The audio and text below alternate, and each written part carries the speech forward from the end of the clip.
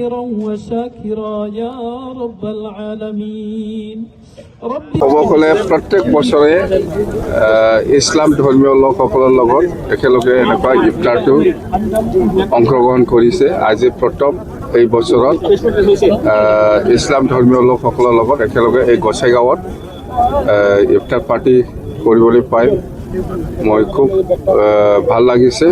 আৰু আল্লাই দোৱা কৰক, দোৱা কৰিবলৈ আমাক নিশ্চয় BTC অঞ্চলত যিমান জাতি জনগোষ্ঠী আছে সকলোৱে একেলগে শান্তিকে বসবাস কৰিব পাৰে। তাৰ কাৰণে মই আজি আল্লাহৰ ওচৰত মই দোৱা কৰিছোঁ। আৰু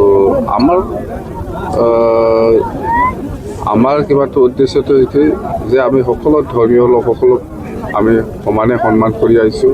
প্ৰথম দল গঠন কৰাৰ পিছত প্ৰায় ভৱিষ্যতেও আমাৰ BPF দল হিচাপে আমি সকলো ধৰ্মীয় লোকসকলক সমানে সন্মান দি যাওঁ। কথা সেইটোৱে, আমাক লাগে শান্তি, আমাক লাগে উন্নতি, বাছ আমাক লাগে একতা। সেই উদ্দেশ্য লৈ পেলাই আমি কাম কৰি আহিছোঁ। সেইকাৰণে আজি ইছলাম ধৰ্মীয় লোকসকলে একমাহ ধৰি ৰোজা মানি চলি আহিছে, চবেই জানে।